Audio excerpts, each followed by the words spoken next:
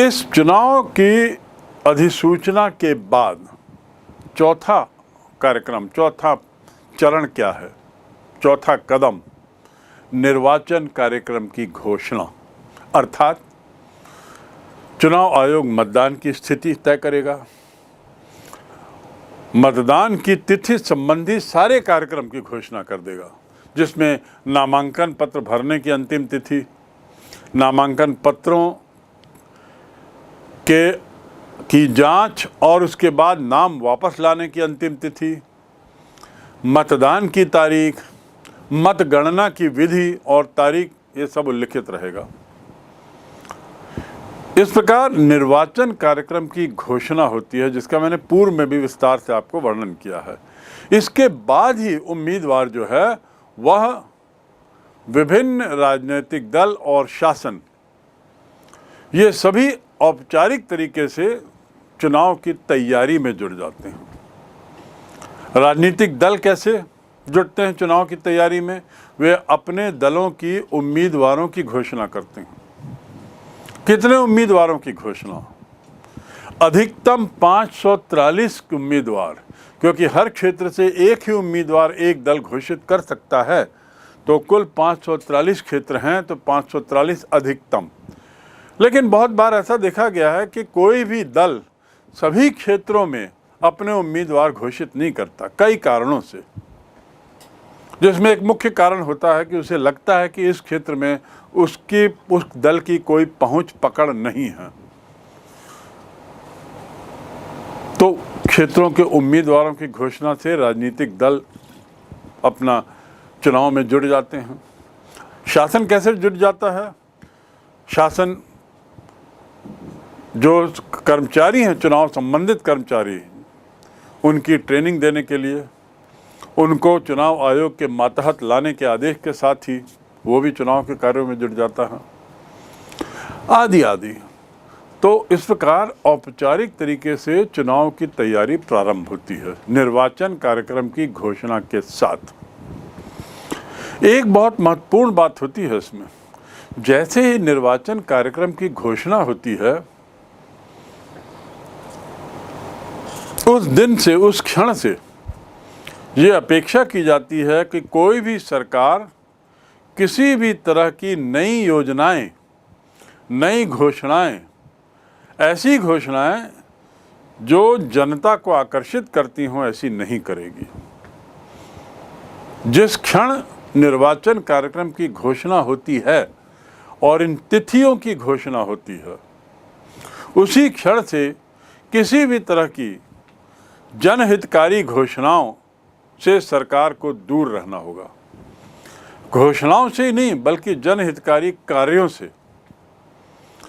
यहाँ तक कि किसी तरह का उद्घाटन करना, किसी तरह का शिलान्यास करना और किसी अन्य मंच पर जाकर सरकार का गुणगान करना, ये भी वर्जित हो जाता है।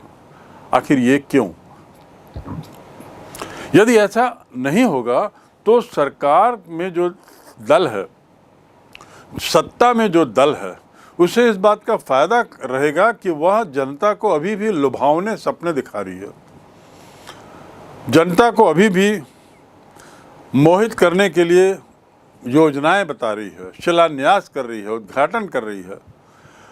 तो विरोधी जो दल हैं उनको तो नुकसान होगा, क्योंकि उनके वो सरकार में तो है नहीं, विरोध में है, विरोधी पक्ष में बैठते हैं। तो वो किस चीज़ का उद्घाटन करेंगे, क्या शिलान्यास करेंगे, क्या योजनाएं बनेंगे, आदि आदि। तो इसलिए यहाँ पर भी लेवल प्लेइंग फील्ड, दोनों पक्षों को समान मैदान मिले, समान सुविधाएं या समान दिक्कतें दोनों पक्षों के लिए समान हो, ये सुनिश्चित करने के लिए ये प्रावधान किया गया है कि जिस दिन से तारीखें घोषित होती हैं, उस दिन से सरकार एक तरीके से पीछे हट जाती है और केवल रोजमर्रा के कार्य करती है, बस। ये लेवल प्लेइंग फील्ड की जरूरत क्यों है, ये तो मैंने बता दिया। और सरलता से समझने के लिए आप देखिए, क्रिकेट का मैदान, क्रिकेट का पिच होता है, वो पिच में बैट्समैन जो है या बॉलर भी जो हैं वो एक ही एंड से बॉलिंग या बैटिंग नहीं करते। एक ओवर इस एंड से बैटिंग, एक ओवर इस एंड से बॉलिंग बैटिंग, एक ओवर इस एंड से बॉलिंग, एक ओवर उस एंड से बॉलिंग।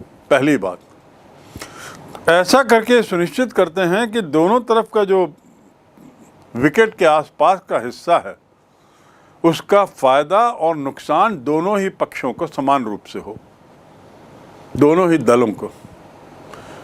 यदि उस साइड का विकेट अच्छा है तो दोनों पक्षों को मिल जाएगा उसका फायदा, बुरा है तो उसका नुकसान खामियाजा दोनों टीमों को होगा।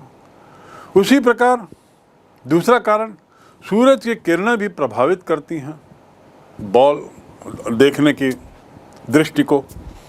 हवा का रुख भी प्रभावित करता है बॉल के स्विंग को। ऐसी स्थिति में जब तेज हवा चल रही होती है मॉर्निंग आवर्स में, उस समय एक ही साइड से यदि बैटिंग बॉलिंग करेंगे तो वो स्विंग प्रभावित होगा। हो सकता है वो सतत रूप से बॉलर के पक्ष में रहे स्विंग या विपक्ष में रहे, उसके लिए उचित न रहे। कुल मिलाकर कहने का उद्देश्य ये कि क्रिकेट में भी इसीलिए समानता रहे, इसीलिए बदलाव का प्रावधान है। फुटबॉल या हॉकी में भी आप देखिए, कबड्डी में भी देखिए, हाफ टाइम के बाद टीमों का जो मैदान है वो बदल लिया जाता है। पहले फुटबॉल टीम इस गोल पक्ष में थी, हाफ टाइम के बाद वो इधर से खेलती है। हॉकी में भी है, सभी खेलों में है, बैडमिंटन में भी है। Level playing field. इतना समझाने के बाद अब आप समझ गए होंगे कि सरकार को चुनाव तिथि की घोषणा के बाद एक तरीके से बैकफुट में आ जाना पड़ता है। वह केवल रोजमर्रा के कार्य करती है, बाकी कोई घोषणाएं योजनाएं ऐसा नहीं। हाँ, पहले से कुछ योजनाएं चल रही हों वो संपन्न हो जाती हैं, वो पूरी हो जाती हैं तो वो प्रोजेक्ट चालू हो जाएगा बिना उद्घाटन के, बिना किसी सरकारी मंत्री या अधिकारी के आए वो प्रोजेक्ट चालू हो जाएगा। लेकिन उद्घाटन नहीं किया जा सकता, जनता जनार्दन को लाकर भीड़ इकट्ठी नहीं की जा सकती, आदि आदि। अगला है बिंदु, जैसा मैंने बताया, उम्मीदवारों का चयन। चुनाव में राजनीतिक दल अपने अपने उम्मीदवार घोषित करते हैं, उनके नाम की घोषणा करते हैं और इसके अलावा निर्दलीय भी चुनाव लड़ते हैं। मैंने पूर्व में बताया कि निर्दलीय क्यों चुनाव लड़ते हैं और कब लड़ते हैं। कल्पना करिए अमिताभ बच्चन को किसी भी दल ने चुनाव के लिए उम्मीदवार नहीं घोषित किया, यद्यपि अमिताभ बच्चन इच्छुक थे कि वे चुनाव में खड़े हों, लेकिन किसी भी दल ने उन्हें आमंत्रित नहीं किया, चाहे कारण कुछ भी रहे हों। और यह अमिताभ बच्चन स्वयं किसी भी दल से खुश नहीं थे, लेकिन लोकसभा में जाना चाहते हैं। ऐसी स्थिति में क्या होगा? ऐसी स्थिति में वे स्वतंत्र खड़े हो सकते हैं और स्वतंत्र खड़े होकर बिना किसी दल की मदद के खड़े होकर भी हो सकता है वे चुनाव जीत जाएं, क्योंकि जनता जो है वो शायद इन दलों के उम्मीदवारों से ज़्यादा अमिताभ बच्चन की क्षमता पर विश्वास करेगी और इसलिए उन्हें अपना प्रतिनिधि चुनेगी। तो इसलिए निर्दलीय भी सामने रहते हैं।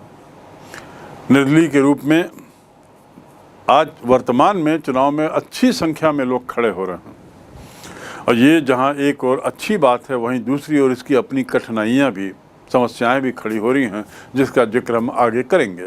पर अभी ये समझ लीजिए कि उम्मीदवारों के चयन की प्रक्रिया शुरू होती और उम्मीदवारों का चयन कैसे होता है। जो लोकसभा के लिए योग्यता रखता हो उसे दल उम्मीदवार बनाता है और जब उम्मीदवार की घोषणा करता है तो एक दल एक ही को उम्मीदवार बनाता है, उसे उम्मीदवारी का एक पत्र देता है। उस पत्र के आधार पर उम्मीदवार मुख्य जिला निर्वाचन अधिकारी के कार्यालय में जाकर वहाँ पे एक फॉर्मेलिटी पूरी करता है, जिसमें उसे फॉर्म भरना होता है, सत्यापन करने होते हैं, बहुत से डॉक्यूमेंट जमा करने होते हैं, आय व्यय, अपनी इनकम और खर्च का विस्तार से ब्यौरा देना होता है और साथ ही कुछ आपराधिक बैकग्राउंड यदि है, सजा याफ्ता यदि रहा हो, केस चल रहा हो तो उसकी सब बातों को लिखित में देते हुए वह जिला कार्यालय में जमा करता है, मुख्य जिला निर्वाचन अधिकारी के पास। और ऐसे ही सभी उम्मीदवार करते हैं, अलग अलग समय में अंतिम दिन आने के पहले तक जमा करना होता। तो एक प्रक्रिया ये हो गई। अब इसके बाद अगली प्रक्रिया जो चुनाव आयोग करता है वह है मतदान अधिकारी और कर्मचारियों की नियुक्ति। मतदान अधिकारी कौन होगा? जिला निर्वाचन अधिकारी तो सामान्यतया कलेक्टर होते हैं, जैसा मैंने पहले बताया, पदेन रूप से, एक तरीके से ऑटोमेटिकली कलेक्टर को ही जिला निर्वाचन अधिकारी बनाया। पर मतदान अधिकारी, जो 400-500 मतदान केंद्र बनेंगे, वहाँ कौन कौन रहेगा, क्यों रहेगा, नामों का चयन कौन करेगा, उन्हें आदेश कौन देगा, लिखित में आदेश देना जरूरी है, आदि आदि, उन्हें ट्रेनिंग कौन देगा, ये सब काम जो है वह चुनाव आयोग करता है। निर्वाचन आयोग को निर्वाचन कार्य हेतु केंद्र और राज्य कर्मचारियों अधिकारियों उपलब्ध कराए जाते हैं। समस्त कर्मचारी निर्वाचन आयोग का आदेश का पालन करते हुए संपूर्ण चुनावी प्रक्रिया का प्रबंधन करते हैं। नामांकन चुनाव अधिकारी के पास दिया जाता है, अर्थात अपने उम्मीदवारी का पर्चा, उसे नामांकन फॉर्म कहते हैं। तो ये अगली प्रक्रिया होती है। निर्वाचन आयोग प्रत्येक निर्वाचन क्षेत्र में एक निर्वाचन आयुक्त या निर्वाचन अधिकारी, जिसे बोलेंगे अंग्रेजी में रिटर्निंग ऑफिसर बोलते हैं, वो रिटर्निंग ऑफिसर नियुक्त करता है और उम्मीदवार द्वारा स्वयं या अपने एजेंट के माध्यम से निर्वाचन अधिकारी के सामने वह अपना नामांकन पत्र, जिसका मैं जिक्र कर चुका हूं, वो प्रस्तुत करता है। और प्रत्येक उम्मीदवार 16वें संविधान संशोधन के तहत, जो 1963 में हुआ था, 16वां संशोधन, उसमें शपथ भी देता है कि संविधान के प्रति निष्ठावान रहूँगा, भारत की अखंडता और पवित्रता के प्रति लॉयल रहूँगा। ऐसी शपथ पत्र भी देता है, अपना आधिकारिक विवरण देता है, सारा ब्यौरा देता है, उसमें उस व्यक्ति का पूरा इतिहास उसे भरना होता है और उसकी सच्चाई पर भी शपथ देनी पड़ती है। इस प्रकार वो नामांकन फॉर्म वहाँ जमा कर देता है। किसको?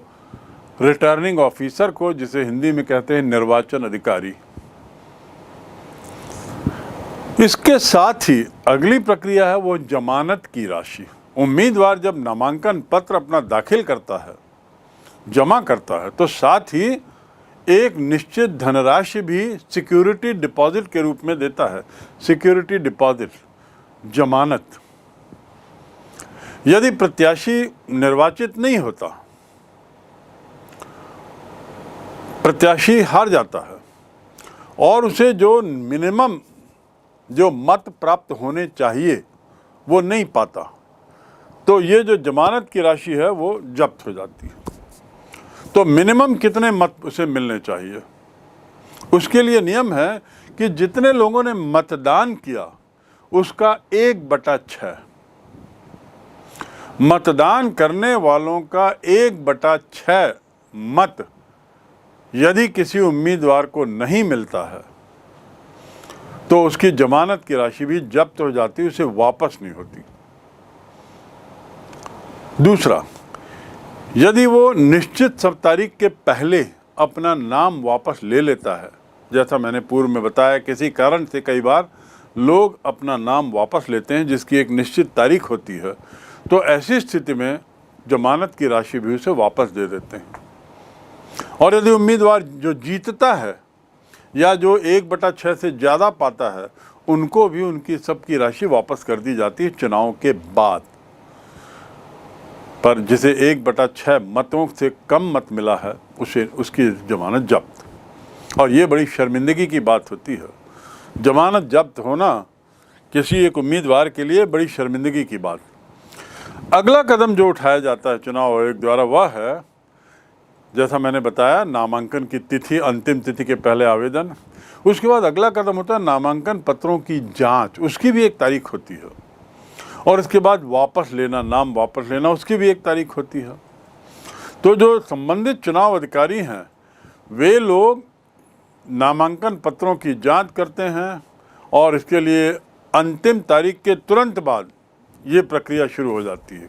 काहे कि अंतिम तारीख के नामांकन पत्र जमा करने की अंतिम तारीख के तुरंत बाद जिन उम्मीदवारों के नामांकन वैध हुए, सारी जानकारियां उचित और सही पाई गई, उनको प्रत्याशी घोषित, और जिनके में कुछ जानकारियां गलत निकली, सच्चाई से परे निकली और ये साबित हो गया कि यह सच्चाई से परे है, तो उनकी उम्मीदवारी अवैध घोषित कर दी जाएगी और ऐसी स्थिति में वह प्रत्याशी नहीं रहेगा। साथ ही कोई उम्मीदवार यदि अपना नाम वापस लेता है तो इस कार्य के लिए निर्धारित तिथि होती है, उस तिथि के पहले वो नाम वापस ले ले। तो ये हुआ नामांकन पत्रों की जांच और नाम वापस लेने की व्यवस्था। 9वां बिंदु, चुनाव संबंधी कार्यक्रम के संबंध में अगला जो सोपान है, अगला कदम, अगला चरण जो चुनाव आयोग लेता है वह चुनाव चिन्ह संबंधी, अर्थात चुनाव चिन्हों का आवंटन। मैंने इसके बारे में पूर्व में आपको बताया कि उम्मीदवारों को चुनाव चिन्ह दिया जाता है चुनाव आयोग द्वारा, और एक बार किसी को चुनाव चिन्ह दे दिया तो दलों के चुनाव चिन्ह सामान्यतः वही रहते हैं, अर्थात स्थायी रहते हैं। उदाहरण के लिए भारतीय जनता पार्टी का जो कमल चुनाव चिन्ह है, खिलता कमल, वह उसका परमानेंट चुनाव चिन्ह है। ऐसे कांग्रेस का चुनाव चिन्ह भी स्थायी है और बहुत से दलों के चुनाव चिन्ह स्थायी हैं। आप चुनाव चिन्ह देखकर समझ जाएंगे कि ये किस दल के बारे में बात हो रही है। चुनाव चिन्ह की महत्ता क्या है? क्यों चुनाव चिन्ह? चुनाव चिन्ह इसलिए कि उस चुनाव चिन्ह किसी दल के लिए होता है, वो उसकी आइडेंटिटी है। आप कमल देखकर समझ जाएंगे कि ये भारतीय जनता पार्टी के संबंधित मामला है, बात है या इश्यू है। अन्यथा उम्मीदवार का नाम लंबा लिखना हर जगह, और हर जगह चुनाव चिन्ह के बदले दल के बारे में लिखना, ये काम को कठिन बना देता है। इसलिए चुनाव चिन्ह बहुत महत्वपूर्ण होते हैं। स्वतंत्र उम्मीदवारों को भी चुनाव चिन्ह अलॉट किया जाता है, ये सुनिश्चित करते हुए कि स्वतंत्र उम्मीदवारों को दिए गए चुनाव चिन्ह किसी अन्य उम्मीदवारों को या दलों को न दिए गए हों। एक चुनाव चिन्ह एक को ही दिया जा सकता है, चाहे वो दल हो चाहे व्यक्ति हो, स्वतंत्र व्यक्ति हो जो निर्दलीय के रूप में खड़ा हो। चुनाव चिन्हों के आवंटन के बाद अब आता है चुनाव अभियान। नामांकन हो गया, नाम वापस हो गए, अब बचे हुए जो इनके नामांकन वैध पाए गए वे लोग अब चुनाव अभियान में भिड़ जाते हैं, अर्थात जनता तक पहुंचकर उन्हें अपनी ओर आकर्षित करने का प्रयास करते हैं। आकर्षित करने के तरीके क्या? रैली, भाषण, pamphlet, social media, television, print media, newspaper आदि आदि, या डोर टू डोर कैंपेन, दरवाजे दरवाजे जाकर संपर्क करना। चुनाव अभियान के संबंध में तत्कालीन राष्ट्रपति ने 19 जनवरी 92 को एक अध्यादेश जारी करके चुनाव प्रचार की अधिकतम सीमा 14 दिन कर दी थी। चुनाव प्रचार की सीमा कितने दिन चुनाव प्रचार होगा? 14 दिन। ये किस लिए किया गया? अन्यथा चुनाव प्रचार महीनों चलता था, बहुत खर्च हो रहा था। खर्च को रोकने और चुनाव प्रचार में लगे रहने के कारण अन्य चीज़ों के प्रभावित होने के परिणाम स्वरूप ये आवश्यक हो गया कि चुनाव प्रचार की सीमा तय की जाए, और जहां उसकी समय सीमा भी तय है कि रात इतने बजे तक चुनाव प्रचार समाप्त होना चाहिए, जो क्षेत्र अनुसार अलग अलग है, वहीं 14 दिन अधिकतम दिया गया है, चाहे वो लोकसभा का चुनाव हो या राज्यसभा का।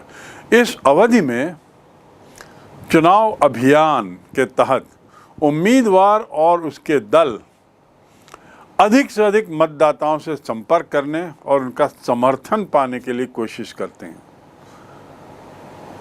संपर्क स्थापित करते हुए और समर्थन पाने के लिए बहुत सारी चीज़ें की जाती हैं संपर्क के जरिए। और उसमें क्या किया जाता है?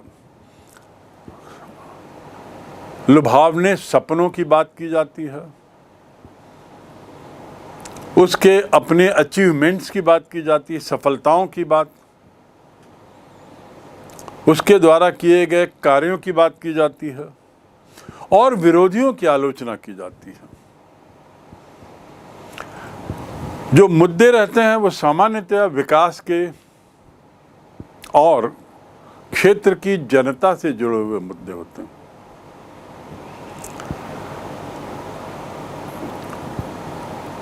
समर्थन पाने के लिए, जनता को अपनी ओर आकर्षित करने के लिए ये जो राजनीतिक दल हैं ये चुनावी घोषणा पत्र जारी करते हैं। घोषणा पत्र, आप देखिए कुछ दलों के घोषणा पत्र की इमेज यहाँ है। अभियान के कुछ चित्र भी यहाँ दिख रहे हैं आपको। घोषणा पत्र के माध्यम से राजनीतिक दल अपने राजनीतिक, सामाजिक, आर्थिक और विदेश नीति पे उनकी क्या सोच है, उनके क्या कार्यक्रम है, भावी कार्यक्रम, क्या इरादे हैं, उनकी अपनी नीति क्या है, ये स्पष्ट करते हैं। तो घोषणा पत्र एक तरीके से बहुत महत्वपूर्ण पुस्तिका हो जाती है मतदाताओं को ये समझने के लिए कि ये राजनीतिक दल की सोच क्या है, इसकी योजनाएं क्या हैं, आदि आदि। जो मान्यता प्राप्त दल हैं जिनका मैंने पूर्व में जिक्र किया, उन्हें मान्यता प्राप्त दलों को आकाशवाणी और दूरदर्शन में निश्चित समय भी दिया जाता है, क्रमवार। सभी मान्यता प्राप्त दलों को, वही लेवल प्लेइंग फील्ड की बात है, सभी को समान समय दिया जाता है ताकि वो मतदाताओं को अपनी नीति बता सकें, मतदाताओं तक अपनी बात पहुंचा सकें, मतदाताओं से अपील कर सकें, आदि आदि। राजनीतिक दल और उम्मीदवार मतदाताओं को प्रभावित करने के लिए न जाने कितने हथकंडे अपनाते हैं। इसमें से कुछ गैर अनुचित भी हैं, गैर उचित भी हैं, यानी अनुचित हैं। और जो पर्यवेक्षक रहते हैं, चुनावी पर्यवेक्षक जिनका मैंने जिक्र किया, वो इन्हीं पर नज़र रखे रहते हैं।